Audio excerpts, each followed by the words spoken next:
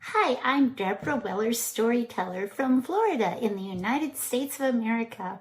I am so excited to be able to share some wonderful stories with you.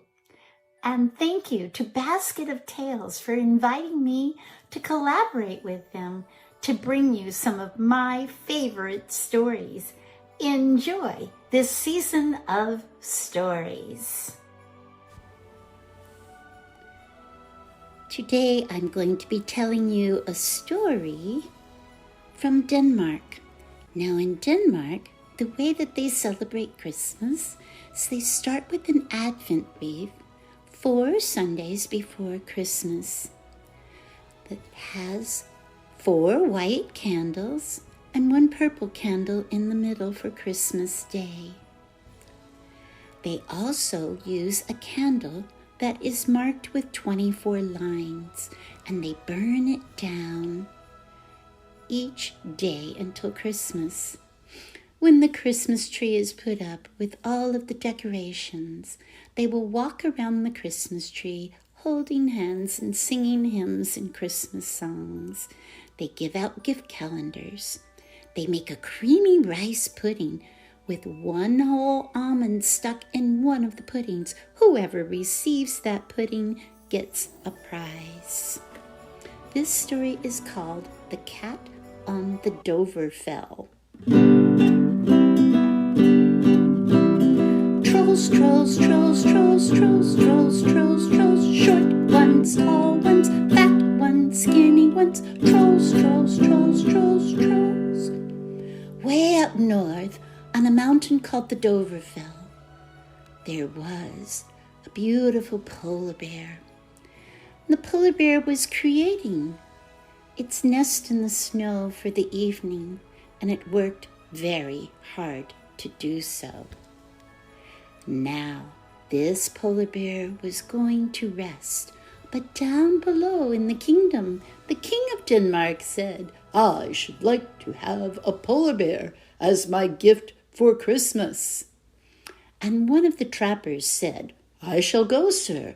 I will find that polar bear for you." "Now I will not bring it harm," said the king. "I want it to be my guest, a beautiful animal as a guest at our Christmas feast." So the trapper set out. He trudged up the mountain.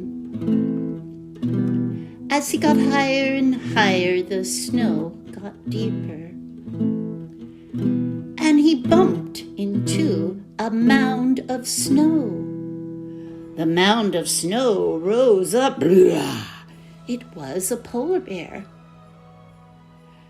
And the trapper said, "Oh, polar bear, I'm so sorry I bumped into you. You are a most honored animal. And the king of Denmark would like to extend unto you a wonderful invitation that you join us at his Christmas feast." "I get to come?" said the polar bear. "Why, yes, you do." Oh, that would be an honor." And so the polar bear and the man started trudging down the mountain, but the snow got deeper and deeper, and the wind was blowing through the trees. They looked ahead to see if they could find a light, somewhere we could rest for the night. And they saw the light coming from a cottage. They went up to the cottage and knocked on the door. A man opened the door, and he looked at the polar bear, and he looked at the trapper, and he started laughing. "Why are you out on such a treacherous evening? It's Christmas Eve. You should be home." "Well, kind sir," said the trapper, "I've come to get a polar bear to take to the king of Denmark, to be an honored guest at his Christmas table. But you see the weather is treacherous. Might we stay in your barn tonight?" Oh, you don't want to stay here. For tonight, as in all the years that we've lived here, the trolls come down from the mountainside. They sleep in our beds and eat all our food and leave a terrible mess on Christmas Eve." "Ah, sir, All we but need is a small place. The man said, well, my family and I are sleeping in the barn, but you're welcome to come into the house and find a place that you can rest.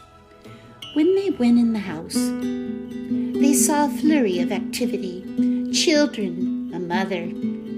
There was a wonderful smell of fish boiled in lye, and pastries and cakes and meats and noodles and puddings, all placed upon the table. And the table was set with its finest china and crystal for the Christmas Eve on the Doverfell.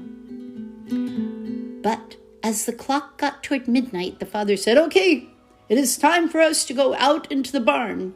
And the mother and the children all got behind the father. We'll see you in the morning.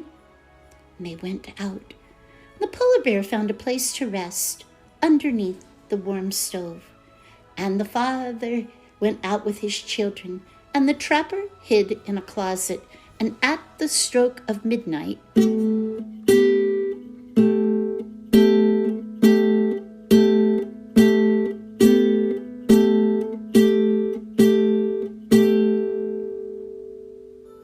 a door opened on the side of the mountain. The king of the trolls opened that door, and out toppled the trolls.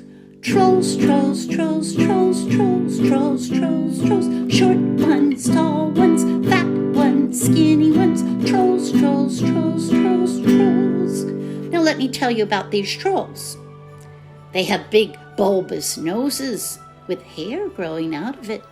Ears with potatoes growing out of them, teeth that are never brushed, hair that is all matted, and they never take baths, so they smell, and their clothes are all tattered and torn, but they tumble down the mountainside, leaping on top of one another, pushing and shoving, until they came to the door of the farmer's house, and they pushed it open with their feet, jumped upon the tables, and they began to pick up the food with their hands and shove it in their mouths, and they ate and they ate and they drank and they drank until their bellies were bulging. And then they all decided to fall asleep. But one of the little baby trolls, who didn't see very well, went over by the stove and looked under the stove and said, oh, little pussycat, would you like a hot sizzling sausage? He didn't know it was the polar bear. He speared a hot sizzling sausage and put it on the nose of the polar bear, and it was hot, and the polar bear didn't like it, and he rose up from underneath that stove, rah, rah, and it woke up all the trolls, and they started shrieking and screaming and shrieking and screaming and jumping over one another and jumping out the windows and running up the side of the mountain, all angry and mad that their Christmas Eve feast had been ruined. The king of the trolls saw them coming. He opened a door inside, and the trolls marched in, all angry and mad. We didn't get a Christmas feast. It was ruined by a kitty cat. And the king of the trolls was so angry.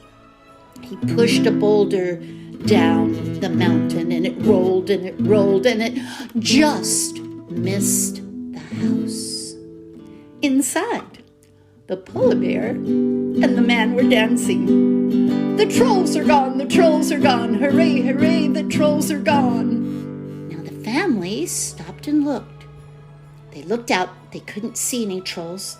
They couldn't smell any trolls. So they came back to the house, and when they opened the door, they saw the man and the polar bear dancing. The trolls are gone, the trolls are gone, hooray, hooray, the trolls are gone. They cleaned up the kitchen and swept the floor, and the mother had preserved some of the food. They washed all the dishes and reset the table and invited the trapper and the beautiful polar bear to join them for their Christmas Eve browse. And now it was Christmas morning, and they ate with glee. They said, please stay for Christmas Day. "Oh no," said the trapper. "I promised the King of Denmark to bring his polar bear friend to him, and I shall do so. Come and visit us again." They waved goodbye, and they never had to worry about those trolls again.